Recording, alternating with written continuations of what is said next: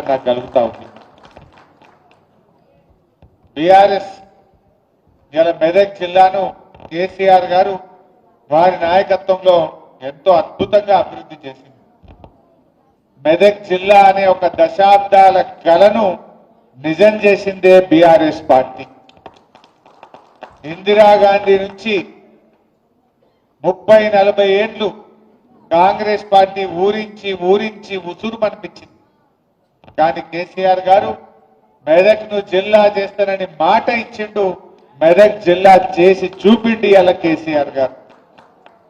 ఒక్క జిల్లా ఏంది, అసలు మెదక్ రూపురేఖలు మార్చిందే బీఆర్ఎస్. బీఆర్ఎస్ రాకముందు వారం రోజులకు ఒక్కసారి నల్లా వస్తుండే మెదక్లో. మెదక్లో మంచినీళ్ళు 5 రోజులకు 6 రోజులకు 7 రోజులకు ఒక్కసారి నల్లా వస్తుండే. కానీ బీఆర్ఎస్ పార్టీ వచ్చినాక ప్రతి ఇంటికి స్వచ్ఛమైన మంజీరా జలాలు అందించింది బీఆర్ఎస్ పార్టీ. కలెక్టరేట్ ఎవరు కట్టింది, జిల్లా ఆఫీస్ ఎవరు కట్టింది, 100 పడకల ఎంసీహెచ్ ఆసుపత్రి ఎవరు తెచ్చింది, మెడికల్ కాలేజీ తెచ్చింది బీఆర్ఎస్ కాదా? పట్టణంలో అద్భుతమైన 4 లైన్ల రహదారులు చేసి డివైడర్లు పెట్టి ఫుట్పాత్లు పెట్టి మెదక్ జిల్లా రూపురేఖలు మార్చింది బీఆర్ఎస్ పార్టీ కాదా? గణపురం కాలువలను ₹1,00,00,000 డబ్బులతో గణపురం కాలువల్ని ఆధునీకరించింది బీఆర్ఎస్ పార్టీ కాదా? గణపురం కాలువలే కాదు, హల్దీ వాగు మీద మంజీరా మీద 10ల సంఖ్యలో చెక్ డ్యాములు కట్టి నీళ్ళిచ్చింది ఎవరు? బీఆర్ఎస్ కాదా? ఏం చేసింది మీరు గతంలో? జిల్లా చేయకపోతే, చెక్ డ్యామ్ కట్టకపోతే, హల్దీ మీద కాలువల్ని ఆధునీకరించకపోతే, మంచి నీళ్లు ఇవ్వకపోతే, రైతులకు కరెంట్ ఇవ్వకపోతే, ఇవన్నీ చేసింది బీఆర్ఎస్ కదా. అరే మెదక్లో అద్భుతమైన రైతు బజార్ కట్టింది ఎవరు? బీఆర్ఎస్ కాదా? ఇలా రైతు బజార్ కట్టింది కూడా బీఆర్ఎస్. గ్రంథాలయం కట్టింది బీఆర్ఎస్ పార్టీ. చెప్పుకుంటూ పోతే చాలా ఉన్నాయి. నేను అడుగుతున్నా, 2 ఏళ్లైంది కాంగ్రెస్ ప్రభుత్వం వచ్చి, ఒక్క పని చూయించగలుగుతారా? हमारे मुसलमान भाई भी दिख रहा मेरे को। शादी खाना कौन बनाए भाई? मेदक में शादी खाना बनाए बीआरएस पार्टी। मेदक में टिमरिस का स्कूल और कॉलेज लाए बीआरएस पार्टी। इमाम मौजूम साहब लोगों को तनख्वाह दिए, उन लोगों को डबल बेडरूम घर दिया बीआरएस पार्टी। क्या नहीं करे बीआरएस? अपना खबरस्तान के लिए 2 करोड़ रुपया देके काम करवाया बीआरएस पार्टी। अपने दरगाह मस्जिदों के लिए पैसे दिया बीआरएस पार्टी। 2 साल में कांग्रेस पार्टी कुछ करा माइनॉरिटीज के लिए? 4000 करोड़ बजट देते बोले, वो भी नहीं दिया। इमाम मौजूम साहब का तनख्वाह बढ़ाते बोले, वो भी नहीं करा। 1 रुपया भी आज तक इमाम मौजूम साहब को नहीं मिला। मुसलमानों को एक छोटा भी काम ये मेदक में 2 साल में नहीं हुआ। मैं पूछना चाहता हूं, मेदक में कुछ कारोबारी हुआ, कुछ काम बना, कुछ कॉलेज ही आया, कुछ गली में रोड बनाया? जो कुछ भी आज है ये बीआरएस ने कर चुका है। మన పార్టీ చేసిందే తప్ప ఏమైనా జరిగిందా? మంచి నీళ్ళు ఇచ్చింది బీఆర్ఎస్, జిల్లా ఇచ్చింది బీఆర్ఎస్, రైలు తెచ్చింది ఎవరు? బీఆర్ఎస్ పార్టీ తెచ్చింది కదా. ఆ రైలుకు భూసేకరణ చేయించింది, ఆ రైలు రావడానికి రాష్ట్ర ప్రభుత్వం వాటా కట్టింది, రైల్వే అధికారులతో మాట్లాడి మెదక్ ప్రజల కళ రైలును నిజం చేసింది బీఆర్ఎస్. అరే 2 మహిళా రెసిడెన్షియల్ డిగ్రీ కాలేజీలు తెచ్చినాం. ఎస్టీ మహిళా రెసిడెన్షియల్ డిగ్రీ కాలేజ్, బీసీ మహిళా రెసిడెన్షియల్ డిగ్రీ కాలేజ్ కూడా మెదక్లో తెచ్చాం. ఏం తేందేముండదు, ఎన్నో అభివృద్ధి కార్యక్రమాలు జరిగినాయి. మరి 2 ఏళ్లలో అసలు జరిగిందేమనుందా? మా కృష్ణారెడ్డి చూస్తుంటు మార్కెట్ కమిటీల గోడౌన్లు కట్టింది, మార్కెట్ కమిటీని ఆధునీకరించింది కూడా ఆయన చైర్మన్ ఉన్నప్పుడే చేసినాం. ఇలా చెప్పుకుంటూ పోతే ఎన్నో పనులు ఉన్నాయి. ఈ 2 ఏళ్లలో ఒక పని ఉన్నదా తప్పి? ఒక్క పని ఇవాళ నాకు గుర్తొస్తుంది, మా మల్లికార్జున్ కనబడుతుంది. 2015లో మల్లికార్జున్ చైర్మన్ ఉన్నప్పుడు 2 స్కాచ్ అవార్డులు ఈ మెదక్కు వచ్చినాయి. బీఆర్ఎస్ మున్సిపల్ చైర్మన్ ఉన్నప్పుడు 2 స్కాచ్ అవార్డులు కూడా మెదక్ మున్సిపాలిటీకి కూడా ఆ రోజుల్లో బీఆర్ఎస్ హయాంలోనే వచ్చినాయి తప్ప ఈ కాంగ్రెస్ చేసింది ఏం లేదు. కాంగ్రెస్ కాలంలో ఒకటే పేరు మెదక్ మషూర్, గాడిదలకు మషూర్ చేసింది. ఏమన్నా చేసిరా వీళ్ళు? మీ హయాంలో ఏమన్నా మషూర్ అయిందంటే గాడిదలకు మషూర్ చేసింది. కానీ ఇలా బీఆర్ఎస్ వచ్చినాక జిల్లా చేసింది, కలెక్టరేట్ కట్టింది, ఎస్పీ కార్యాలయం కట్టింది, మెడికల్ కాలేజ్ తెచ్చింది, రెసిడెన్షియల్ మహిళా డిగ్రీ కాలేజీలు తెచ్చింది, టిమ్రిస్ స్కూల్ తెచ్చింది, టిమ్రిస్ కాలేజ్ తెచ్చింది, 4 లైన్ రోడ్లు చేసింది, మంచినీళ్లు తెచ్చింది, రైలు తెచ్చింది, మెడికల్. ఎన్ని చెప్పాలి? ఇట్లా చెప్పాలి. ఇన్ని చేసిన బీఆర్ఎస్ పార్టీ. అదే రామాయణపేట ఆర్టీఓ ఆఫీస్ కావాలని ఎన్నో ఏండ్ల కోరిక. కేసీఆర్ మెదక్ వచ్చిండు, తెల్లారి వరకు రామాయణపేట ఆర్టీఓ ఆఫీస్ ఇచ్చింది కేసీఆర్ కాదా? అరే ఎన్ని చేసినాం? వీళ్ళు చాలా చెప్పిండ్రు, మరి ఏమన్నా అయిందా? రేవంత్ రెడ్డి మొన్నెన్నో మాట్లాడిండు. మనమంటే సిగ్నల్ కార్డ్ ఎవరన్నా లైన్ దాటితే నీ బ్యాంకులకి వెళ్ళి డైరెక్ట్ అకౌంట్ లో పైసలు తీసుకుంటారట. సార్ చూసిరా మీరు? నీకు తెలియకుండా నీ పైసలు బ్యాంకుల నుంచి డైరెక్ట్ తీసుకుంటారట. వాళ్ళని ఏమంటారే? ఈ మధ్య కొత్త సైబర్ నేరగాళ్ళు అంటారు. నీ పైసలు నీకు తెలియకుండా నీ బ్యాంకులకి వెళ్ళి అకౌంట్లకి వెళ్ళి తీసుకుంటే వాళ్ళని ఏమంటారు?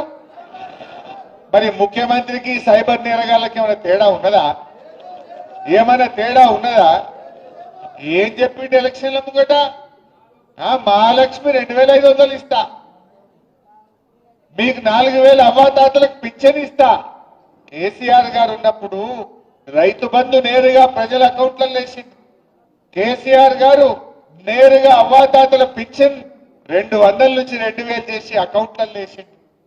కేసీఆర్ ఏమో ప్రభుత్వ ఖజానా నుంచి ప్రజల ఖజానాలోకి, ప్రజల అకౌంట్లలో కేసీఆర్ డబ్బులు వేస్తే రేవంత్ రెడ్డి ఏమంటున్నాడు?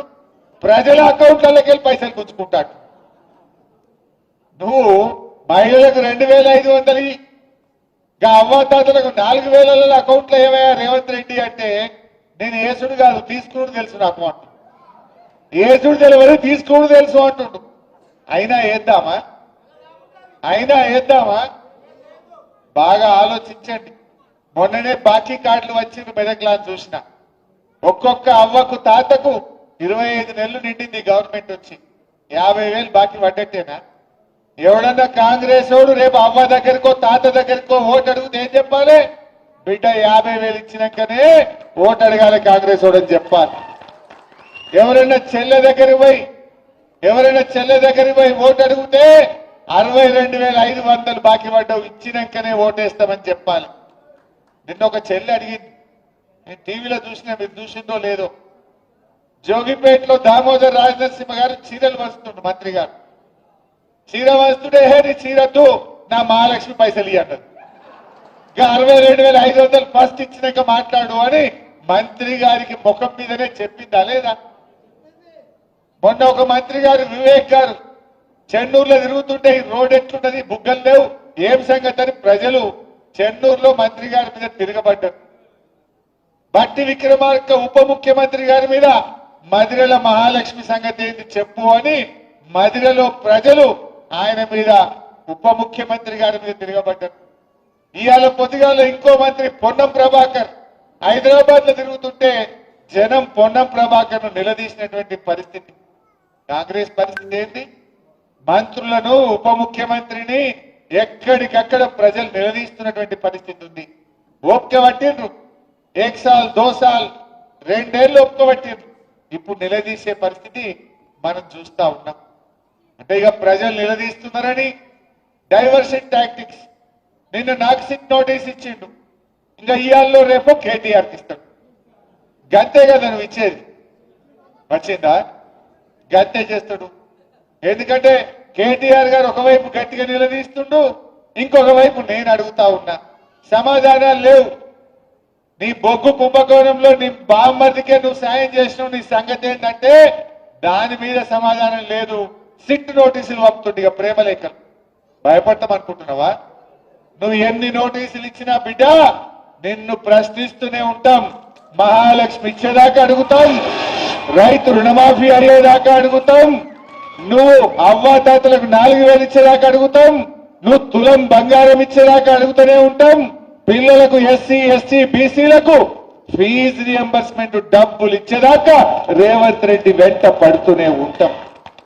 నువ్వు ఎన్ని నోటీసులు ఇచ్చినా, నువ్వు ఎన్ని అటెన్షన్ డైవర్షన్లు చేసినా నీ వెంటనే పడతాం. ఏందన్నట్టు మనం మున్సిపల్ ఎన్నికల్లో పనిచేసుకోవద్దు, ఇక ఈ సిట్ నోటీసులు ఇచ్చి దాని చుట్టే తిరగాలి. నీ బామ్మర్ది బొగ్గు కుంభకోణం బయటకు రావద్దు, ఈ సిట్ నోటీసుల మీద డైవర్షన్ పాలిటిక్స్ చేయాలి. నడవ ఈ డ్రామాలు జనంకి అన్ని అర్థమైపోయినాయి. నువ్వు ప్రజల్ని మోసం చేసినావు, పైసలు లేవని ఒక దిక్కంటాడు, ప్రత్యేక విమానాలల్లా విదేశాలు తిరుగుతున్నాడు, ఢిల్లీ తిరుగుతున్నాడు. ఈయన ఫుట్బాల్ ఆడడానికి స్టేడియంలు కట్టుకుంటున్నాడు. ఈయన ఫుట్బాల్ ఆడడానికి సింగరేణి నుంచి 10 కోట్ల రూపాయలు తెచ్చుకొని ఈయన ఫుట్బాల్ షోకులు నెరవేర్చుకుంటుండు. మొన్న 100 కోట్లు ఖర్చు పెట్టిండు ఫుట్బాల్ మీద. 100 కోట్లతో 10 స్కూళ్ళు కట్టకపోదుమా? పైసలు లేవంటావు, నీ ఫుట్బాల్ కోసం 100 కోట్ల రూపాయలు ఖర్చు పెట్టవా రేవంత్ రెడ్డి? నీ షోకుల కోసం ఖర్చు పెట్టవా రేవంత్ రెడ్డి? మనం చూస్తలేమా? నిన్న మొన్న వాటాల పంచాయతీ పడి మంత్రులే ఇవాళ కొట్లాడుకుంటున్నారు. వాటాల కోసం రోడ్డు మీద పడతా ఉన్నారు. ఇవాళ అన్ని విషయాలు కూడా ప్రజలకు అర్థమైపోతా ఉన్నాయి. మీరు మెదక్లు నేను అడుగుతా ఉన్నా, ఎందుకంట కాంగ్రెస్ గవర్నమెంట్ ఉంటే గణపురం నీళ్లు వదలాలంటే జీపులు కట్టుకుని హైదరాబాద్ పోవాలి, హ్యూమన్ రైట్స్ కమిషన్ల కేసులు వేయాలి. 10 ఏళ్ల బీఆర్ఎస్ గవర్నమెంట్ లో గడప బయట కాలు పెట్టకుండా నీళ్లు వచ్చినాయా లేవా? ఒక్క ఫోన్ కొట్టి పద్మక్క నీళ్ళిడు అంటే ఆడ గేట్లు ఎత్తుడైనా. గడప బయట కాలు పెట్టకుండా 10 ఏళ్లు గణపురం ఆనకట్టకు నీళ్లు ఇచ్చింది బీఆర్ఎస్. కాంగ్రెస్ వచ్చింది, యాసంగి పంటకు నీళ్లు బంద్ అయినాయి. ఉన్నాయా ఈ యాసంగికి నీళ్లు? ఈ యాసంగి ఎండబెట్టేసింది. Crop holiday ప్రకటించిండు. యాసంగి రైతు బంధు ఇప్పటిదాకా వల్లే. కేసీఆర్ ఏమో నాట్లకు రైతు బంధు ఇచ్చిండు. రేవంత్ రెడ్డి ఓట్లకు రైతు బంధు ఇస్తుంది. ఇప్పుడు ఎందుకంటే మొన్న సర్పంచ్ ఎన్నికలు ఉన్నాయని ఓట్లకు పైసలు వేసిండు. ఇప్పుడు ఊర్లలో ఓట్లు లేవు కదా, ఊర్లలో బంద్ పెట్టిండి. ఇప్పుడు టౌన్లో సీరియల్ వస్తుండే. ఆయనకే తెలివి ఉందనుకుంటుండు. ప్రజలు నీకంటే తెలివైన వాళ్ళు రేవంత్ రెడ్డి. తెలివి నీకే లేదు, ప్రజలకు నీకంటే తెలివితేటలు ఎక్కువ ఉన్నాయి. ఆ ప్రజలు నీ గుణపాఠం చెప్పడానికి సిద్ధంగా ఉన్నారు అని మనం చేస్తా ఉన్నా. బాగా ఆలోచించండి. ఇలా మెదక్ అభివృద్ధిలో ముందుకు సాగాలంటే మన బీఆర్ఎస్ అభ్యర్థులు గెలవాల్సిన అవసరం ఉంది. కేసీఆర్ గారు ఎంతో ఆలోచించి కొత్త జిల్లాలు ఏర్పాటు చేసింది. ఇలా కాంగ్రెస్ వాళ్ళు జిల్లాలు రద్దు చేస్తారట. మెదక్లో ఎవరైనా కాంగ్రెస్ పార్టీకి ఓటేయడం అంటే మన జిల్లాను మనం వద్దనుకోవడమే. మన జిల్లా రద్దు చేస్తానన్న రేవంత్ రెడ్డికి ఓటేయడం అంటే మన ఏళ్ళతో మన కన్ను పొడుచుకోవడమే. మెదక్ జిల్లా ఉండాలనా పోవాలా? ఉండాలనా పోవాలా? ఉండాలంటే కారు కోటేయాలి, కాంగ్రెస్ చిత్తుగా ఓడగొట్టాలి. అప్పుడు మన జిల్లాల తెరువు రాడు. మన జిల్లా తెరువు రేవంత్ రావద్దంటే, రేవంత్ జ్ఞానోదయం కావాలంటే కాంగ్రెస్ పార్టీని ఓడించాలని చెప్పి నేను మెదక్ ప్రజలందరికీ కూడా ఈ సందర్భంగా పిలుపునిస్తా ఉన్నా. మెదక్ అయినా, నర్సాపూర్ అయినా, రామాయణపేట అయినా, తూప్రాన్ అయినా 4 మున్సిపాలిటీలు గులాబీ జెండా ఎగిరి తీరాలని చెప్పి కూడా నేను ఈ సందర్భంగా పిలుపునిస్తా ఉన్నా. నాకు నమ్మకం ఉంది తప్పకుండా ఈ 4 మున్సిపాలిటీలు కూడా బీఆర్ఎస్ గెలిచి తీరుతుంది. అసలు కాంగ్రెస్ వచ్చినాక మున్సిపాలిటీల్లో బుగ్గలు కూడా, వీధి దీపాలు కూడా వెలుగుతలేవు. చెత్త కూడా సరిగా ఎత్తుతున్న పరిస్థితి లేదు. కొత్తగా రోడ్ వేసిన పరిస్థితి లేదు. మొత్తం పారిశుద్ధ్యం లోపించింది. ప్రజలు డయేరియా, అంటు రోగాలు, విష జ్వరాల బారిన పడి ఇలా నానా ఇబ్బందులు పడుతున్నటువంటి పరిస్థితి ఉన్నది. ఇంకా గొప్పతనం ఏంటంటే దీనికి మున్సిపల్ మంత్రి రేవంత్ రెడ్డి. ఆయన శాఖలోనే ఇంత దారుణమైనటువంటి పరిస్థితులు ఇవాళ ఈ రాష్ట్రంలో నెలకొన్నటువంటి పరిస్థితి ఉన్నది. నేను మీ అందరినీ కూడా కోరేది ఒక్కటే, దయచేసి అందరూ కలిసిమెలిసి పనిచేయండి. పార్టీలో కార్యకర్తలు మెరిట్ ప్రకారం మా ఫారూక్ హుస్సేన్ సాబ్ ఆయన పార్టీ మనిషి, ఎవరి ముఖం చూడడు. జో జీతా ఉनको టికెట్ మిల్తా. వేరే వాళ్ళు దయచేసి నేను కోరేది ఒక్కటే, ఎవరైనా రాకపోతే కాపాడుకుంటాం. 2 ఏళ్ల తర్వాత వచ్చేది బీఆర్ఎస్ గవర్నమెంటే. తప్పకుండా మార్కెట్ కమిటీలు ఉంటాయి, ఎన్నో అవకాశాలు ఉంటాయి, గ్రంథాలయ సంస్థ డైరెక్టర్లు ఉంటాయి. ఆ కార్యకర్తలను కూడా కాపాడుకుంటాం. సహకరించండి. మనం జెండా ఎగరేయడం మనకు ముఖ్యం, గులాబీ జెండా ఎగరడం మనకు ముఖ్యం. ఎక్కడనైనా ఏదైనా రాకపోతే కూడా బాధపడద్దు, పార్టీ మిమ్మల్ని కాపాడుకుంటుంది. వాళ్ళు కూర్చున్నారు ఎదుటి, వాళ్ళ క్యాండిడేట్లు దొరకలేరు. వాళ్ళకు బీఆర్ఎస్ వాళ్ళు టికెట్లు ఇచ్చినాక మేము ఇస్తామంటున్నట. ఇంట్లో ఎవడన్నా రానోడో అలిగినోడో గులిగినోడు ఉంటే ఎత్తుకపోదామని చూస్తూ పోతారా? బీఆర్ఎస్ బిడ్డలు పోరు. బీఆర్ఎస్ బిడ్డలు వస్తే దల్లాటరు, రాకుండా గెలుపు కోసం కృషి చేస్తారు. రాని వాళ్ళను కాపాడుకుంటాం, వచ్చిన వాళ్ళను గౌరవించుకుంటాం. ఎవరు కూడా తొందర పడద్దు దయచేసి. భవిష్యత్తు మనదే. అయిపోయింది అది జారుడు బండ. కాంగ్రెస్ పని జారుడు బండ మీద పడ్డట్టే. మంత్రులే నిలదీస్తుంటే ఎవరు కాడా ఊరు ఏడ పోతాడ మంత్రులు నిలదీస్తుంటే ఉన్నది. మంత్రులు బయటకు వెళ్ళాలంటే పోలీసు వాళ్ళు ముంగడ జీపులు 4 వెనక పెట్టుకొని వెళ్తున్నారు. వట్టిగా వచ్చే పరిస్థితి లేదు ఈరోజు. అందువల్ల మనం కలిసిమెలిసి పనిచేద్దాం, మంచిగా పోరాడదాం. అందరం కలిసి మరి మన మెదక్ మీద గులాబీ జెండా ఎగరేసుకుందాం. ముఖ్యంగా సురేందర్ గౌడ్ గారు నాతో ఒక్కటే మాట అన్నాడు, అన్న మెదక్ జిల్లా, మెదక్ కిల్లా మీద గులాబీ జెండా ఎగిరేయడం కోసమే నేను బీఆర్ఎస్ లోకి వస్తున్నా. మా జగపతి అన్న, మా మల్లికార్జున్ గౌడ్, కృష్ణారెడ్డి, సురేందర్ గౌడ్, ప్రభురెడ్డి, ఆంజనేయులు, మా సీనియర్ నాయకుడు, వీళ్ళందరూ కలిసి మెదక్లో బయలుదేరినాక ఇంకోటి ఎదురుగా మిగులుతాడా? ఇంత మంచి నాయకులు, అనుభవం ఉన్న వాళ్ళు, ఇంత మంచి పేరున్న వాళ్ళు ఒక్క బీఆర్ఎస్ కున్నారు తప్ప ఇంకో పార్టీలో ఉన్నారా? మనోళ్ళు చాలా మంచి ధైర్యవంతులు. బాగా చేయండి, మంచిగా ప్రజలకు అందుబాటులో ఉంటూ మన బీఆర్ఎస్ పార్టీ చేసిన పనులను వివరించండి. కాంగ్రెస్ మోసాలను మీ ఫోన్లలో చూపియండి. బాకీ కార్డులు పంచండి. ప్రజలను మరి ఎక్కడికక్కడ కాంగ్రెస్ నాయకులను నిలదీసే విధంగా, ప్రశ్నించే విధంగా ప్రజలను చైతన్యవంతం చేయాలని చెప్పి ఈ సందర్భంగా నేను మీ అందరినీ కూడా కోరుకుంటూ, మరి పార్టీలో చేరడానికి వచ్చిన మిత్రులందరినీ పేరు పేరున స్వాగతం తెలియజేస్తూ జై తెలంగాణ. జై తెలంగాణ. గౌరవ హరీష్ గారికి ధన్యవాదాలు. మంచి ఇన్స్పిరేషన్ కలిగించి మమ్మల్ని అందరినీ మోటివేట్ చేసిన ధన్యవాదాలు తెలియజేస్తూ ఇప్పుడు సురేందర్ గౌడ్ గారికి కండువా